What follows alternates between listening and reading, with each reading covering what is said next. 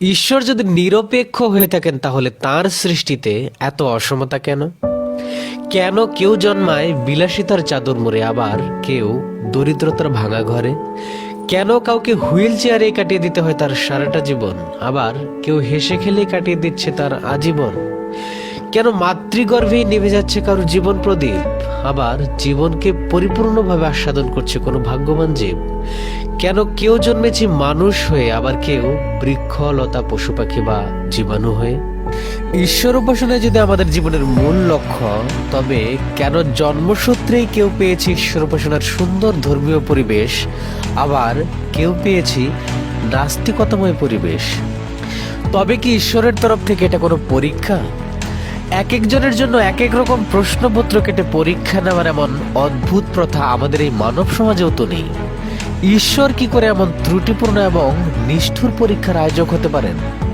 যে শিশুটি জন্ম থেকেই কর্কট রোগে আক্রান্ত, তার কি পরীক্ষা নিচ্ছেন ঈশ্বর? অথবা যে শিশুটি 2 বছর বয়সে যৌন নিগ্রহের শিকার হয়েছে, আপনি কি তার সামনে গিয়ে বলতে পারবেন, শোনা একটু ধৈর্য ধরো, ঈশ্বর তোমার পরীক্ষা নিচ্ছেন? আমার মনে হয় পারবেন না। তবে কি এটা ভাগ্যবান নিয়তি? হ্যাঁ, ভাগ্য তো বটেই, কিন্তু কথা হলো, একজনের ভাগ্যের সঙ্গে আরেকজনের ভাগ্যের এমন আকাশ পাতাল তফাৎ কেন? ঈশ্বর কি নিজের খেয়াল খুশি মতো এক একজনের জন্য এক এক রকম ভাগ্য রচনা করে আমাদের ঘাড়ে চাপিয়ে দিয়েছেন? তাই যদি হয়ে থাকে, তবে তো আর ঈশ্বরকে নিরপেক্ষ বলা যায় না। আর যিনি নিরপেক্ষ নন, তাকে আর যাই বলা যাক না কেন, ঈশ্বর বলা যেতে পারে না। তাহলে পুরো বিষয়টা আসলে কি? এই প্রশ্নগুলির আদৌ কি কোনো যথার্থ উত্তর আছে? পৃথিবীতে একমাত্র সনাতন ধর্মের আলোকেই এই প্রশ্নগুলির যুক্তিসঙ্গত, শাস্ত্রসম্মত ও যথার্থ উত্তর দেওয়া সম্ভব। আজকের ভিডিওটিতে চলুন সেই সমস্ত উত্তর জেনে নেওয়া যাক। হরে কৃষ্ণ, আমি অনুরাগ দাস, আপনারা দেখছেন মধুবন।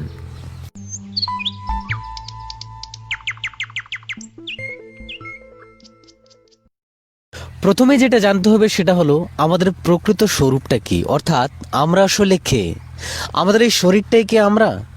এই প্রসঙ্গে শুক্ল যজুর্বেদের বৃহদারণ্যক উপনিষদে বলা হয়েছে অহম ব্রহ্মাস্মি, অর্থাৎ আমরা হলাম ব্রহ্ম বা আত্মা। শ্রীমদ্ ভগবদ গীতায়ও ঠিক একই কথা বলা হয়েছে। এবং এই আত্মা হলো নিত্য, শাশ্বত, সনাতন ও অবিনাশী। অর্থাৎ আমাদের শরীরের মৃত্যু হলেও আমাদের কিন্তু মৃত্যু হবে না, কারণ আমরা হলাম আত্মা। ব্রহ্মাণ্ডের প্রত্যেকটি জীবের মধ্যে এই একই রকম বৈশিষ্ট্যপূর্ণ আত্মা বিরাজমান রয়েছে।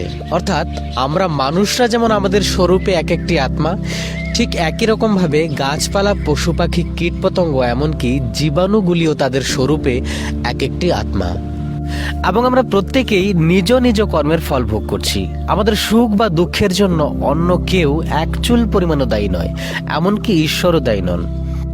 এ প্রসঙ্গে শ্রীমদ্ ভগবদ গীতায় ভগবান বলেছেন যে তিনি সকলের প্রতি সমভাবাপন্ন, এবং বেদান্ত সূত্রে বলা হয়েছে একই জীবাত্মা কর্মফল অনুসারে কখনো মনুষ্য দেহ, কখনো কীট দেহ, কখনো বা হস্তি দেহকে আশ্রয় করে। সেই সঙ্গে ছান্দোগ্য উপনিষদে বলা হয়েছে যারা সুকর্মফল অর্জনকারী তারা অনায়াসেই সুমাতৃগর্ভে প্রবেশ করতে পারে। তারা ব্রাহ্মণ, ক্ষত্রিয় বা বৈশ্য হয়ে জন্মগ্রহণ করে। কিন্তু যারা কুকর্মফল অর্জনকারী তারা কুকুর, শূকর বা চণ্ডাল হয়ে জন্মগ্রহণ করে। কিন্তু প্রশ্ন হচ্ছে, আমরা কোথা থেকে এই কর্মফল অর্জন করেছিলাম, যার দ্বারা কেউ মানুষ হয়ে জন্মেছি, কেউ বা বৃক্ষলতা হয়ে, আবার কেউ বা পশু পাখি ইত্যাদি হয়ে? এর উত্তর হচ্ছে আমাদের পূর্বজন্ম থেকে বা পূর্ব জন্ম থেকে। অর্থাৎ এর আগে আমাদের বহু বহু জন্ম অতিবাহিত হয়ে গেছে। এ প্রসঙ্গে গীতায় ভগবান সমগ্র মানব জাতিকে উদ্দেশ্য করে অর্জুনকে বলেছেন, এর আগে তোমার ও আমার বহু জন্ম অতিবাহিত হয়ে গেছে। তোমার মনে নেই, কিন্তু আমার মনে আছে।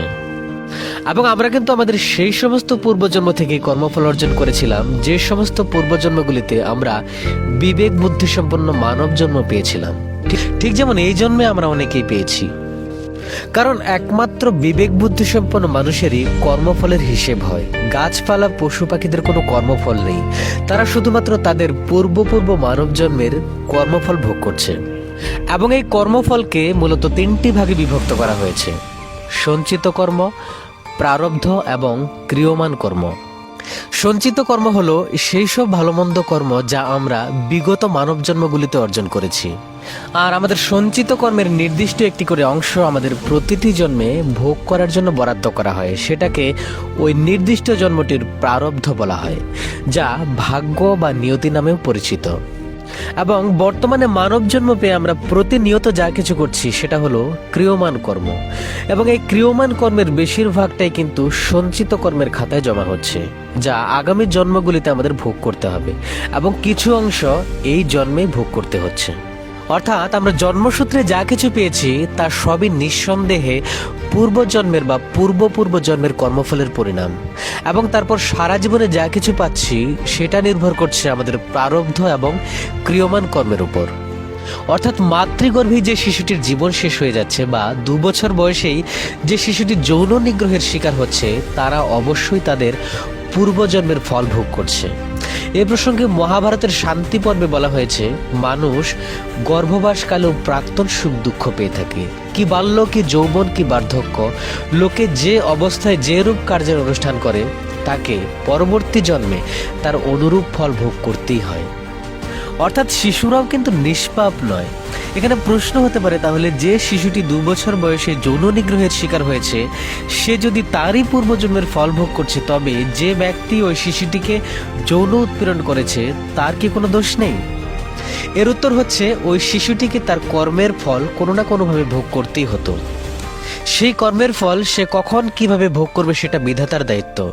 কিন্তু যে ব্যক্তি ওই ঘটনার সঙ্গে নিজেকে জড়িয়েছে সে নিজেই নিজেকে অপরাধী সাজিয়েছে, তার জন্য সে নিজেই দায়ী, এবং সেই অপরাধের শাস্তিও তাকে অবশ্যই ভোগ করতে হবে। অথবা এমনটিও হতে পারে যে ওই লোকটির প্রারব্ধও খারাপ ছিল, তার খারাপ প্রারব্ধই তাকে ওই রকম জঘন্য কাজ করার জন্য প্ররোচিত করেছে, এবং ওই একই সময়ে ওই শিশুটিরও পূর্বজন্মের ফল ভোগ করার সময় হয়ে গিয়েছিল। বিধাতা শুধুমাত্র যোগ সাজুজ্য ঘটিয়ে দিয়েছেন।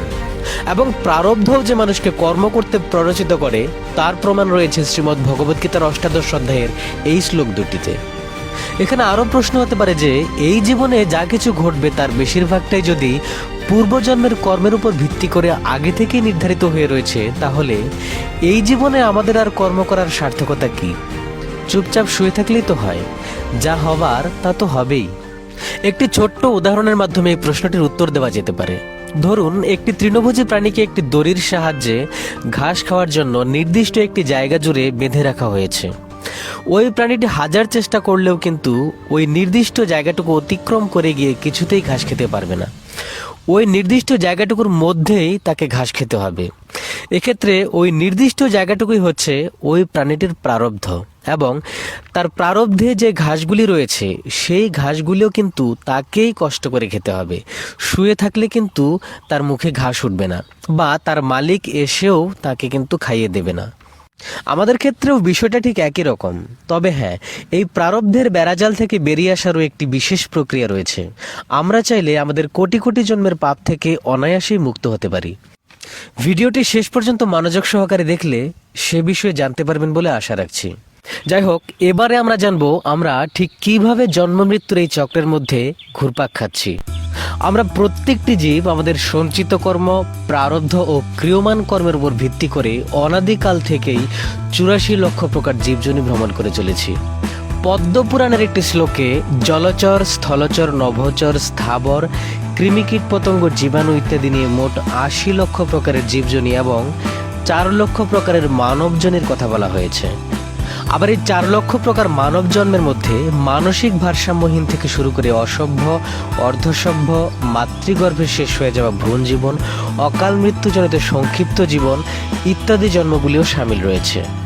সেই সঙ্গে যক্ষ, রক্ষ, কিন্নর, গন্ধর্ব ইত্যাদি স্বর্গীয় জন্মগুলি এবং বিভিন্ন নারকীয় জন্মগুলিকেও এই 4 লক্ষ মানব জন্মের মধ্যে সন্নিবিষ্ট করে একসঙ্গে 84 লক্ষের হিসেব দেওয়া হয়েছে।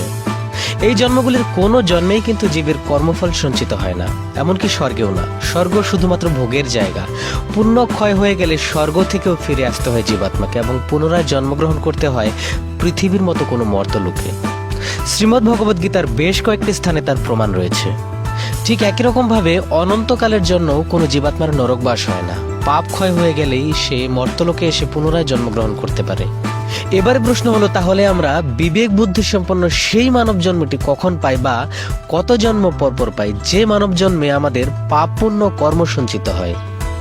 পদ্মপুরাণের এই শ্লোকটিতে 84 লক্ষ জন্মের মধ্যে যে 4 লক্ষ মানব জন্মের কথা বলা হয়েছে, সেই 4 লক্ষ মানব জন্মের মধ্যেই কোনো জন্মে আমাদের বিবেক বুদ্ধি সম্পন্ন মানব জন্ম লাভ করার সৌভাগ্য হয়।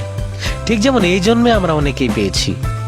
84 লক্ষের এই জীবনচক্রে এরকম মানব জন্ম ঠিক কত জন্ম পর পর পাওয়া যায় সেটাও নির্ভর করে আমাদের সঞ্চিত কর্মফলের উপর। তবে এরকম মানব জন্মকে শ্রীমদ্ ভাগবতে সুদুর্লভ বলা হয়েছে এবং বলা হয়েছে যে এমন মানব জন্ম লাভ করা অত্যন্ত কঠিন। তার কারণ হচ্ছে, একবার মানব জন্ম পেয়ে আমরা এত পাপ করে ফেলি যে তার খেসারত দিতে গিয়ে আমাদের বহু বহু জন্ম অতিবাহিত হয়ে যায়। তাই মহাত্মারা সিদ্ধান্ত দিয়েছেন যে এমন মানব জন্ম 84 লক্ষ জন্ম পর পর মাত্র একবার করে পাওয়া যায়। পরিস্থিতি সাপেক্ষে ধারাবাহিকভাবে সেটা সর্বাধিক 4 বার পর্যন্ত হতে পারে। এবারে প্রশ্ন হলো, জন্ম জন্মান্তরের এই চক্রের শুরু কোথায় হয়েছিল এবং এর শেষ কোথায় গিয়ে হবে? জন্ম মৃত্যুর এই চক্রটি অনাদিকাল থেকে চলছে এবং অনন্তকাল পর্যন্ত চলবে। এর কোনো শুরু বা শেষ নেই, কারণ ঈশ্বর যেমন অনাদি ও অনন্ত, ঠিক তেমনি তার সৃষ্টি ও ধ্বংসলীলাও অনাদি ও অনন্ত। অর্থাৎ এর আগে বহুবার এই জড়জগৎ সৃষ্টি হয়েছিল এবং তা ধ্বংসও হয়েছিল, এবং পুনরায় এই জড়জগৎ সৃষ্টি হয়েছে যা একসময় ধ্বংসও হয়ে যাবে। ঈশ্বর সৃষ্ট এমন অনন্ত কোটি জড় ব্রহ্মাণ্ড রয়েছে। প্রতিটি ব্রহ্মাণ্ডেই এই জন্ম মৃত্যুর চক্রও রয়েছে এবং সেই সমস্ত জড় ব্রহ্মাণ্ডগুলির ক্ষেত্রেই সৃষ্টি ও ধ্বংসের এই একই নিয়ম প্রযোজ্য। অর্থাৎ এইভাবে অনন্তকাল পর্যন্ত সৃষ্টি ও ধ্বংসের এই লীলা চলতে থাকবে। এই প্রসঙ্গে শ্রীমদ্ ভগবদ্গীতায় ভগবান বলেছেন, হে কন্তেয়, আমার অধ্যক্ষতার দ্বারা জড়া প্রকৃতি এই চরাচর বিশ্ব সৃষ্টি করে। প্রকৃতির নিয়মে এই জগৎ পুনঃ পুনঃ সৃষ্টি হয় ও ধ্বংস হয়, এবং এইভাবে জড়জগৎ পুনঃ পুনঃ সৃষ্টি বা ধ্বংস হলেও জীবের কর্মফল কিন্তু বিনষ্ট হয় না। পূর্বকল্পে যেখানে শেষ হয়েছিল, নতুন কল্পে সেখান থেকে শুরু হয়। প্রসঙ্গত জানিয়ে রাখতে চাই যে জৈব ভারসাম্য রক্ষার্থে জীবের এক জড় ব্রহ্মাণ্ড থেকে অন্য কোনো জড় ব্রহ্মাণ্ডেও গতি হতে পারে। এবারে যে গুরুত্বপূর্ণ বিষয়টি আমাদের জানতে হবে সেটা হলো, জন্ম মৃত্যুর এই চক্রের মধ্যে আমরা পড়লাম কিভাবে এবং এই চক্র থেকে মুক্তি পাওয়ার উপায় কি। ভিডিওটির শুরুতে আমরা জেনেছিলাম যে আমরা হলাম আত্মা। এই আত্মা হলো পরমাত্মার অংশ, অর্থাৎ ঈশ্বরের অংশ। এ প্রসঙ্গে গীতায় ভগবান বলেছেন, জীব হলো আমার সনাতন অংশ। বেদান্ত সূত্রেও ঠিক তাই বলা হয়েছে। তাই ঈশ্বরের যেমন কোনো সৃষ্টি বা ধ্বংস নেই, ঠিক একই রকমভাবে ঈশ্বরের সনাতন অংশ হওয়ায় আত্মারও কোনো সৃষ্টি বা ধ্বংস নেই। এ প্রসঙ্গে গীতায় ভগবান বলেছেন, আত্মার কখনো জন্ম হয় না বা মৃত্যু হয় না, অথবা পুনঃ পুনঃ তার উৎপত্তি বা বৃদ্ধি হয় না। তিনি জন্মরহিত, শাশ্বত, নিত্য এবং পুরাতন হলেও চিরনবীন। শরীর নষ্ট হয়ে গেলেও আত্মা কখনো বিনষ্ট হয় না। তিনি আরও বলেছেন, মানুষ যেমন জীর্ণ বস্ত্র পরিত্যাগ করে নতুন বস্ত্র ধারণ করে, আত্মাও তেমনি জীর্ণ শরীর ত্যাগ করে নতুন শরীর ধারণ করে। অর্থাৎ কোনো ধর্মীয় মতবাদ যদি আপনাকে এটা বলে যে ঈশ্বর আমাদের সৃষ্টি করেছেন, তাহলে বুঝবেন যে সেই ধর্মীয় মতবাদটি তত্ত্বগতভাবে অত্যন্ত দুর্বল। কারণ এই ব্রহ্মাণ্ডে যা কিছুর সৃষ্টি আছে তার ধ্বংসও আছে। জাতস্য হি ধ্রুব মৃত্যু। প্রশ্ন হতে পারে, তবে কি ঈশ্বর কিছুই সৃষ্টি করেননি? সবই কি অনাদি? না, তা নয়। ঈশ্বর সূর্যচন্দ্র গ্রহ নক্ষত্র সমন্বিত অনন্ত কোটি জড় ব্রহ্মাণ্ড সৃষ্টি করেছেন, যেটা একটু আগেও বলা হলো। সেই সঙ্গে সৃষ্টি করেছেন 84 লক্ষ প্রকার জীবদেহ, যা আমরা অনাদিকাল থেকে ভ্রমণ করে চলেছি। তো একদিকে যেমন রয়েছে ঈশ্বরের এই জড় ব্রহ্মাণ্ড, যেখানে অবিরত চলছে সৃষ্টি ও ধ্বংসলীলা, আরেক দিকে রয়েছে ঈশ্বরের চিন্ময় ব্রহ্মাণ্ড, যেখানে সৃষ্টি বা ধ্বংসের কোনো বালাই নেই। না আছে জন্ম মৃত্যু, না আছে জরাব্যাধি, আছে শুধু অনাবিল আনন্দ। ঈশ্বর অনন্ত শক্তির অধিকারী। তার মূল শক্তি হচ্ছে 3টি। অন্তরঙ্গা স্বরূপ শক্তি, যার দ্বারা তিনি তার চিন্ময় জগৎ পরিচালনা করেন। বহিরঙ্গা মায়া শক্তি, যার দ্বারা তিনি জড় ব্রহ্মাণ্ড পরিচালনা করেন। এবং তটস্থা জীব শক্তি, অর্থাৎ আমরা। আমাদেরকে ঈশ্বরের তটস্থা শক্তি বলা হয়েছে, কারণ আমরা হলাম এই দুই শক্তির মধ্যবর্তী পর্যায়ের শক্তি। শাস্ত্রে বলা হয়েছে আমাদেরও সীমিত স্বাধীনতা রয়েছে। সেই স্বাধীনতাকে কাজে লাগিয়ে আমরা চাইলে চিন্ময় জগতেও যেতে পারি অথবা জড় জগতেও যেতে পারি। কিন্তু অতীতের কোনো কুক্ষণে আমরা একটা ভুল সিদ্ধান্ত নিয়েছিলাম। চিন্ময় জগৎকে উপেক্ষা করে আমরা জড় জগৎকে বেছে নিয়েছিলাম। জড়জগতের মিথ্যে চমক দেখে আমরা ঈশ্বরকে ভুলে গিয়েছিলাম। ভোগের বাসনা জন্ম নিয়েছিল আমাদের মনে। ঈশ্বর অন্তর্যামী, তিনি কারো মনের বাসনায় অপূর্ণ রাখেন না, তাই তিনি আমাদের পাঠিয়ে দিয়েছিলেন এই জড়জগতে। সেই থেকে আমরা জড়জগতের জন্ম মৃত্যুর এই আবর্তের মধ্যে ঘুরপাক খাচ্ছি। এখানে প্রশ্ন হতে পারে, তবে কি আমরা সবাই এমন ভুল সিদ্ধান্ত নিয়েছিলাম? কেউ কি নেই যারা সঠিক সিদ্ধান্ত নিয়েছিল? এর উত্তর হচ্ছে, এই জড়জগতে আমরা যারা রয়েছি তারা সবাই অবশ্যই ভুল সিদ্ধান্ত নিয়েছিলাম। তাই আমাদের বলা হয় নিত্যবদ্ধ জীব। কিন্তু এমন আরো অনন্ত কোটি জীব রয়েছেন যারা আমাদের মতো এমন মূর্খামি করেননি। তারা অনাদিকাল থেকে ঈশ্বরকে বেছে নিয়েছিলেন, তাই তারা এখন ঈশ্বরের সঙ্গে চিন্ময় জগতে রয়েছেন। তাদের বলা হয় নিত্য মুক্ত জীব। তারা ঈশ্বরের পরিকর নামেও পরিচিত। সবশেষে আমরা সব থেকে গুরুত্বপূর্ণ বিষয়টি জানব, সেটি হচ্ছে জন্ম মৃত্যুর যে চক্রের মধ্যে আমরা আবদ্ধ হয়ে রয়েছি সেই চক্র থেকে মুক্তি পাওয়ার উপায় কি। এ প্রসঙ্গে শ্বেতাশ্বতর উপনিষদে বলা হয়েছে, পরমেশ্বর ভগবানকে জানবার ফলেই জন্ম মৃত্যুর বন্ধন থেকে মুক্ত হওয়া যায়, এছাড়া আর কোনো পথ নেই। পদ্মপুরাণে বলা হয়েছে, ভক্তি সহকারে যারা পরমেশ্বর ভগবানের সেবা করছেন তাদের প্রারব্ধ, সঞ্চিত ও বীজত্ব সমস্ত পাপকর্মের ফল ধীরে ধীরে নষ্ট হয়ে যায়। শ্রীমদ্ ভগবদ্গীতায় ভগবান বলেছেন, এই ভুবন থেকে ব্রহ্মলোক পর্যন্ত সমস্ত লোকই পুনরাবর্তনশীল, অর্থাৎ পুনর্জন্ম হয়, কিন্তু হে কুন্তেয়, আমাকে প্রাপ্ত হলে আর পুনর্জন্ম হয় না। তিনি আরও বলেছেন, যিনি আমার দিব্য জন্ম ও কর্ম সম্পর্কে যথাযথভাবে জানেন তাকে আর দেহত্যাগ করার পর পুনরায় জন্মগ্রহণ করতে হয় না, তিনি আমার নিত্য ধাম লাভ করেন। মহাত্মা ও ভক্তিপরায়ণ যোগীগণ আমাকে লাভ করে আর এই দুঃখপূর্ণ নশ্বর সংসারে পুনরায় জন্মগ্রহণ করেন না, কেননা তারা পরম সিদ্ধিপ্রাপ্ত হন। ঈশ্বরের মায়া শক্তির দ্বারা এই জড়জগৎ পরিচালিত হচ্ছে। আমরা যখন থেকে এই জড়জগৎকে বেছে নিয়েছিলাম তখন থেকে আমরা মায়া কবলিত হয়ে পড়েছি। মায়া শব্দটির ইংরেজি প্রতিশব্দ হচ্ছে ইলিউশন।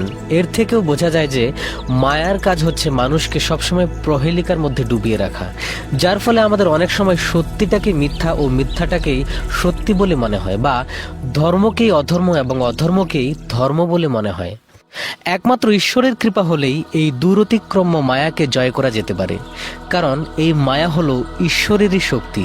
এই প্রসঙ্গে গীতায় ভগবান বলেছেন, এই যে আমার গুণময়ী দৈবী মায়া, একে পার হওয়া অত্যন্ত কঠিন। আমাকে যারা আশ্রয় করে একমাত্র তারাই এই মায়াকে পার হয়ে যেতে পারে। অর্থাৎ একমাত্র ঈশ্বরের শরণাগত হলেই জন্ম মৃত্যুর এই ভয়ঙ্কর চক্র থেকে আমরা মুক্তি লাভ করতে পারবো। একমাত্র ঈশ্বর উপাসনার মাধ্যমেই আমাদের এই বন্ধন দশা দূর হতে পারে। এবং সনাতন ধর্মের আলোকে ঈশ্বর উপাসনার দরজা জাতি, ধর্ম, বর্ণ নির্বিশেষে পৃথিবীর প্রতিটি মানুষের জন্য উন্মুক্ত। শ্রীমদ্ ভাগবত, শ্রীমদ্ ভগবদ গীতা, পদ্মপুরাণ, শ্রী শ্রী চৈতন্য চরিতামৃত ইত্যাদিতে তার বহু শাস্ত্রীয় প্রমাণ রয়েছে। এছাড়া দিব্যাঙ্গদের প্রতিও ঈশ্বর সমভাবে কৃপা পরবশ। শাস্ত্রে বলা হয়েছে, ঈশ্বরের কৃপা হলে বোবাও কথা বলতে পারে এবং পঙ্গুও পর্বত লঙ্ঘন করতে পারে। এমনকি অত্যন্ত দুরাচারী ব্যক্তিরাও ঈশ্বরের কৃপা লাভ করতে পারেন। কিন্তু এর জন্য চাই পূর্ণ শরণাগতি, কারণ শ্রীমদ্ ভগবদ গীতায় ভগবানের তরফ থেকে শেষ উপদেশটি হচ্ছে, সর্বধর্মান পরিত্যাজ্য মামেকম শরণম ব্রজ, অহং ত্বং সর্ব পাপেভ্যো মোক্ষয়িষ্যামি মা শুচঃ। অর্থাৎ তুমি সমস্ত ধর্ম পরিত্যাগ করে একমাত্র আমার শরণাগত হও, আমি তোমাকে সমস্ত পাপ থেকে মুক্ত করব, শোক করো না। শেষ করার আগে বলতে চাই, যারা পূর্বজন্মের কথা মনে রাখতে পারেন তাদের বলা হয় জাতিশ্বর। আজকের তারিখেও এমন বহু ঘটনার উদাহরণ আছে যেখানে 3-4 বছরের শিশুরা তাদের পূর্বজন্মের ইতিহাস হুবহু বলে দিচ্ছে। আর এমন ঘটনা শুধুমাত্র ভারতবর্ষে বা শুধুমাত্র হিন্দুদের মধ্যে ঘটেনি। পৃথিবীর বিভিন্ন প্রান্তে বিভিন্ন জাতির মধ্যে এমন ঘটনার বহু নজির রয়েছে। মহাপ্রভুর কৃপা হলে মধুবনের পরবর্তী কোনো ভিডিওতে আমরা সেই বিষয় নিয়ে আলোচনা করব। সেই সঙ্গে জানিয়ে রাখতে চাই, ভিডিওটিতে আলোচিত প্রতিটি তত্ত্ব ও যুক্তির সপক্ষে শাস্ত্রীয় প্রমাণ দেওয়া হয়েছে, সেই সমস্ত শাস্ত্র যা ঈশ্বর প্রদত্ত এবং অপৌরুষেয়, এবং যা মানব সভ্যতায় সব থেকে প্রাচীন হওয়া সত্ত্বেও সব থেকে সমসাময়িক, কারণ তা সনাতন। এবং অবশ্যই 100% প্রামাণিক ও অবিকৃত, কারণ তা প্রামাণিক গুরু শিষ্য পরম্পরার ধারায় প্রাপ্ত। এরপরেও যাদের মনে সন্দেহ রয়ে গেছে তাদেরকে অনুরোধ করব, আপনারা দয়া করে সনাতন শাস্ত্রগুলি পাঠ করুন। আশা করি জীবনের প্রতিটি প্রশ্নের উত্তর পেয়ে যাবেন। প্রাথমিক পর্যায়ে শ্রীমদ্ ভগবদ গীতা থেকে শুরু করতে পারেন।